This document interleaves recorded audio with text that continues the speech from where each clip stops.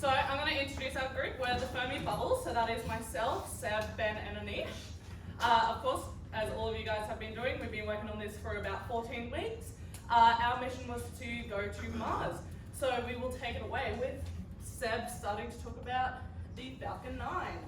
Okay, yeah, we've chosen to travel on the Falcon 9. The scenario is sort of a pre-established colony on Mars that we're going to rendezvous with. The Falcon 9 is here in the payload, so that sort of represents a 4.5 metre diameter by about 7.6 metres long. This represents about 6 metres of that. Of course, there'll be some other more bedding and other storage sort of stuff there. And that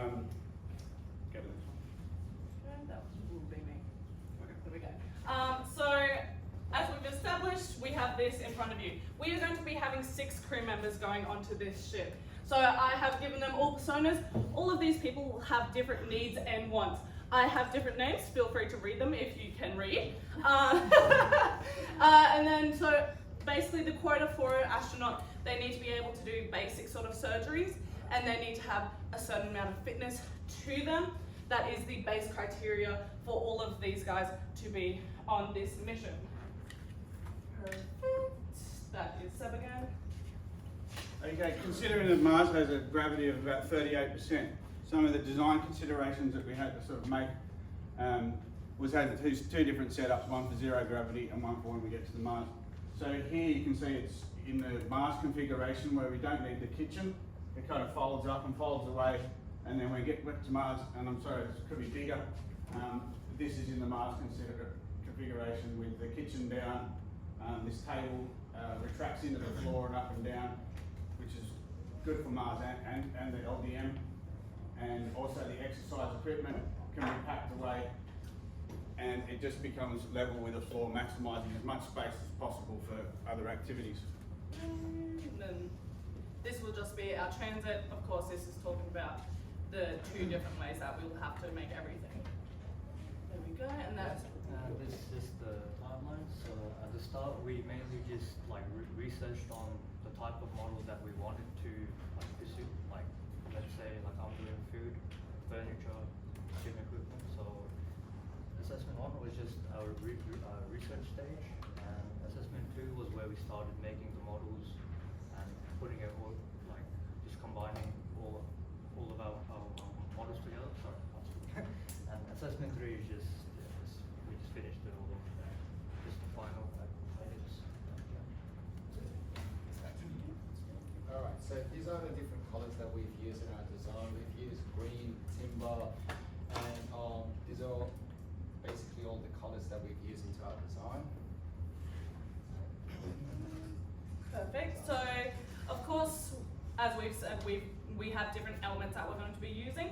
So you can kind of see up here, these were the main components of what we thought were part of a living space. So of course that's going to be a table, so we can have a sense of community, a bathroom, and then afterwards a TV, for entertainment-based stuff, but also as well if you need additional screens and monitors, as well as a kitchen because everyone needs to eat. Plants, because that is really good for your emotions, plus as well, because we are going onto Mars, we need to bring extra seedlings and so forth, and having that natural element just helps out mental health in a great way. And of course, we're not bats. Well, we're not, I don't know, people, we need to sleep basically, that's what I'm trying to say. Beautiful. And then afterwards, this is our 24-hour cycle. So this is what we originally used for our second assessment. It's basically saying we need to sleep, wake up, use bathroom, food, work, food, lunch, work, exercise, because astronauts need to exercise for 2 hours so their muscles don't atrophy and so forth. Then dinner, then get relaxed. And that would be the main time that you would be using this area is during the dinner to sleep area with the relaxation. Beautiful. And this will be our first instance. Okay, just a little bit of inspiration that helped me create the onboard computer. So meet Ovi for short, the onboard companion, and his sort of has 3 major roles. Firstly, he's sort of kind of a medical monitor. All the astronauts are fitted with a watch similar to a normal smartwatch that monitors sleep, exercise, heart rate and stuff like that. So his job is to sort of monitor people and collate all the information, then send that back to Earth for the doctors and stuff on Earth to put together and monitor. His other role is also a bit of a... Sorry. Why did it go so far? Oh my god, it went so far. Sorry. There you go. His other job... First one again. Oh, first one again? Yeah. Sorry. Is to be a bit of a night watchman rather than having one person that stays up or someone that everyone takes turns and throws everyone's rhythm out. He keeps an eye on the ship and keeps an eye on the people while they sleep, and rather than an alarm going off, if something's going off, he can just wake one person up rather than, and he communicates with some basic emissions like, emissions, basic dog barks and being a bit of fun and entertainment. But he also can communicate via the watches as well if he needs more detailed information. And the way he works is when there's zero gravity, he has some jets here, and the side of the wheel pops out, and this also spins around, so he has some microcontrol and a jet here for going left and right. And one of his other features is also around the ship there's multiple docking points here that he can put his little tail in to regas his jets and also recharge and send information into the ship, into the control centre. For when he's on Mars, he has the ability to stay a bit stable. His legs can pop out and push up and down so he can handle rough terrain. And the other thing, he's just there for a little bit of fun and a bit of entertainment to keep the health of the astronauts. So my inspiration was, first of all, like a rolling door system, much like a bread box, because bread box and we love bread, we love carbohydrates. But also as well, using these timber elements was a crucial part for me, because having that textile, the texture of timber is another way in order to like ground yourself in a non-gravity area realistically. There we go. So my design realistically is pretty simple. You have your 3 compartments on the side of each bedding nook, and that will allow you to have your clothing at the front of it, and at the back you can put your larger items that you might want to get a little bit more regularly so it's not too tucked away underneath the ship. You'll have your bedding area that will just allow you to free float when you're in transit to Mars. But once you are on Mars, you can put a soft bit of mattress down that, because there is gravity, you'll have a little bit of soft mattress, and you'll have most likely a sleeping bag in order to sleep in. There will be 2 internal components as well that you can put your little knickknacks such as books or toys or whatever you wish to put in there, something that reminds you of home basically. There we go. My next design was also just as well making the external part of the spaceship. These were my rough designs, and because our name is Fermi Bubbles, we kind of want to go for that bubble sort of feel because it's funny. Why the heck did I do that? It's clean touch it. Is it touchable? Oh, I didn't realize that. Tacos. So as you can see on here, I've tried to make what Mars looks like and what it kind of would look like when it is on Mars itself. On there we go. You can see here that I have put just plant pots, and there would be the vertical ones that Anish will be talking about a little bit later on. That will maximize the amount of space that we can use, and also as well, if need be, if one of the planters does get destroyed or does get a mite on it or something like that, I don't know, something like that, what is it called? We can easily remove it from that area if it's on wheels. There we go, beautiful. Alrighty, so I originally got the inspiration of based on the existing treadmills on the market. So space treadmills I'm referring to. So yeah, my design is relatively straightforward. If you want to go on to the next one.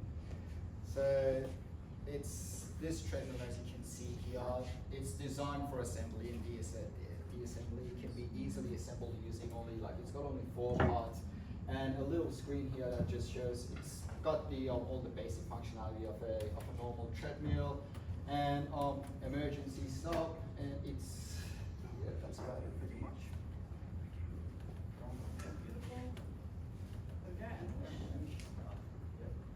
So this is just my inspiration for the garden I'm making. So that's just what they have already, and it's I just wanted to make it something a bit more modern.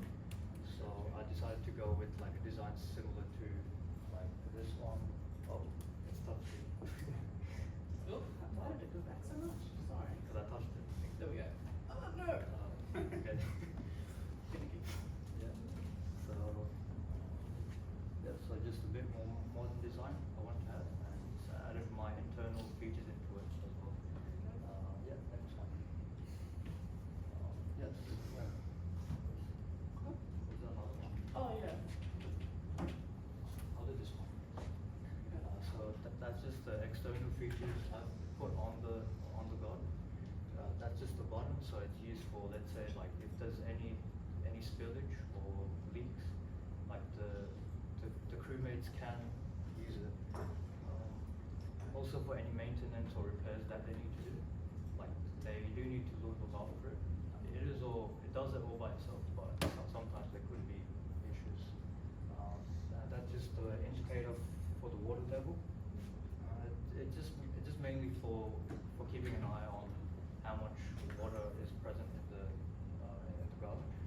But it's important for these types of crops. They don't really need to make any adjustments to this one. It's just as like just to check, like on a daily basis. The grow lights is just, I mean, there's no actual sunlight space of course, so that's just yeah, that's the purpose of fake lighting in a way. And the next is just my internal features. And I've added it's a nutrient solution. So it's like a tubing. It's used to extract the liquid. It's mainly just to get the nutrients onto the plants. So that one. That's just the air pump. It's the main job of the air pump is just to supply the plants with enough oxygen. So and also just to make sure that the roots stay healthy, or else it can cause like root clots. So and yeah, that's pretty much it. What's the next one? Okay. Beautiful. And basically that is our conclusion. This is the time frame that you guys can ask more questions if need be.